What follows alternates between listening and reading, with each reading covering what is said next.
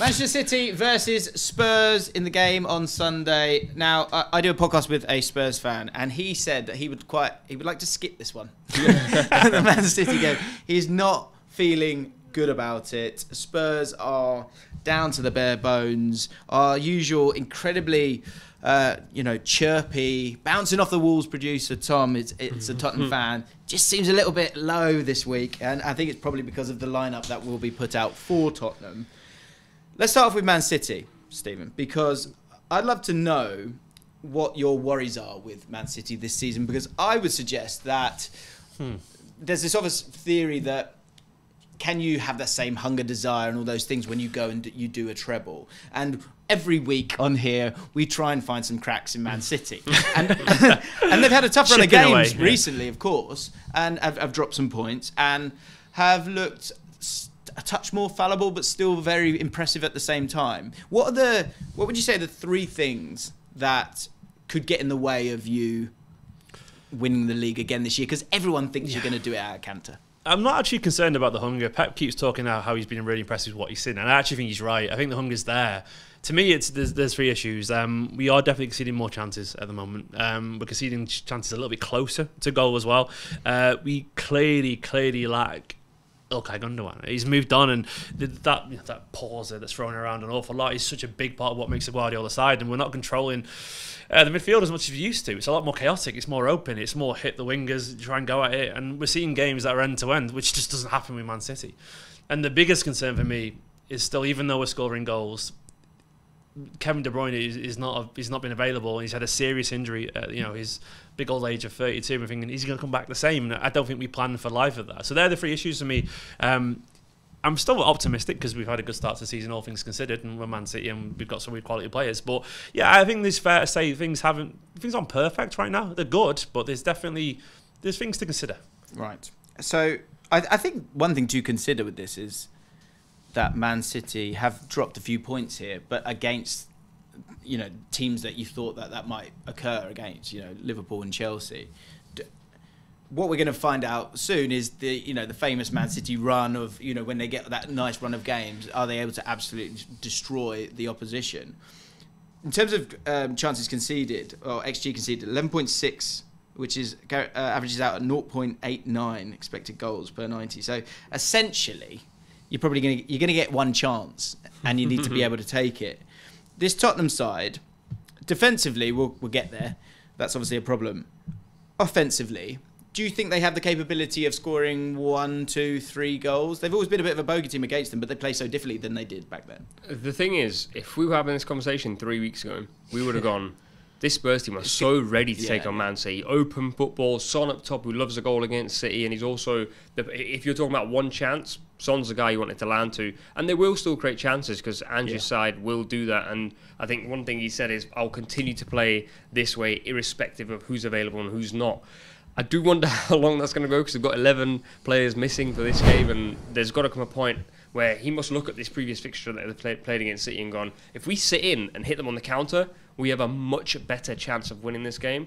I just don't see him doing that. And so you go, and it's something I actually want to touch on. Would you say that's naivety, or are we still allowed to keep being impressed by, keep doing your thing? Yeah, I think, look, there's different ways of playing football, and two things can be true. I think with Tottenham, and I've spoken to a few Tottenham fans about this, and the overall idea that I agree with and believe in is the fact that Tottenham want to be a top 3 side. And if they want to be a top 3 side, they have to fake it till they make it a little bit.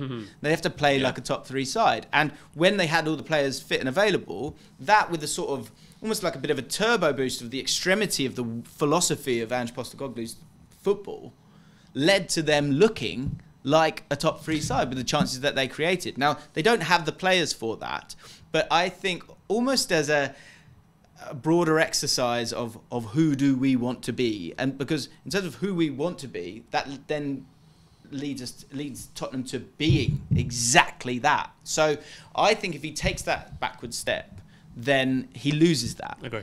And I think that the consistency of that in the long run will be for the betterment of Tottenham in terms of where they want to get to. That said, they could lose 8-0 in this game.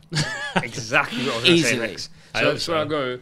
I also champion managers playing their style all the way through, and I've said that for every single manager. In this situation, I go, play your style, but not the way you fully would play it. Because if you lose this 8-0 and... But is he blinking then? I think it's a slow blink. Is it a wink? It's a wink.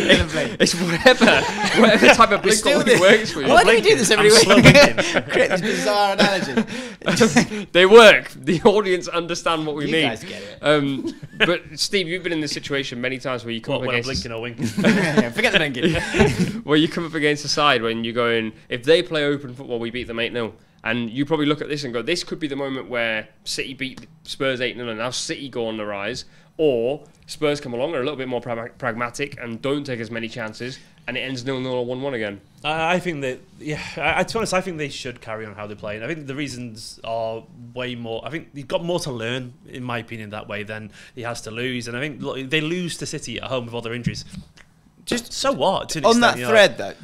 If you lose 8-0 to... They're not going to lose 8-0 for this, whatever. So what I will say with the possibility of losing 8-0 is the fact that, okay, they could score some goals, but the high line against this team and then set pieces, which I think could be really important in this game.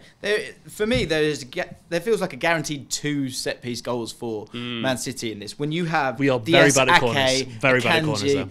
Trust me. Regardless, Rodri, the size of Man City against a team that doesn't have any centre-backs, that is a massive problem. So just to ask the question, if something like that happens, as much as you're learning, could there be a possible loss of belief in that style of football? I guess there could be. I mean, there could be any outcome really, because football's so unpredictable that way. I don't know. I just think Postecoglou will use it as a chance to see which players can actually do this. You know, and like there's an element of like, well, can they actually? You could. The best case scenario is that someone comes in and Brennan Johnson has an incredible game and we freed him and he shows that actually he can be part of the starting 11 when everyone's fit as well. And the worst case scenario is we lose and everyone goes, well, it's just the injuries anyway. Like to me, like I think he's got the perfect excuse is there, and I think he's got much more to benefit than he has to lose from this. And I don't think, look, if De Bruyne was playing, I think I'd be talking about that high line with a lot more optimism. But we've not been great at releasing Haaland, which has been a bit of a bugbear of City fans. We still tend to not look for that obvious pass. Maybe Foden will play a bit more centrally, and he obviously had joy midweek against Leipzig doing that.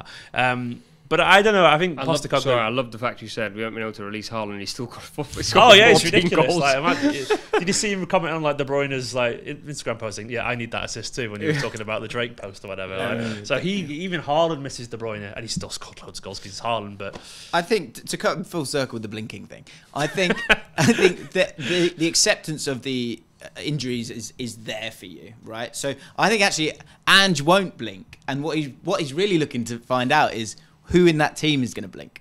Exactly. Because I think the ones that are cowering from it and not 100% with it, this is a period of learning for them. And so if they can go out and do something, I mean, that would be absolutely outrageous. One question on Man City. For me, I would play Grealish ahead of Doku in this game. Just because as good as Doku's been, that's just when he's dribbling and he's brilliant at dribbling, but that is just, you just have to kind of focus on him.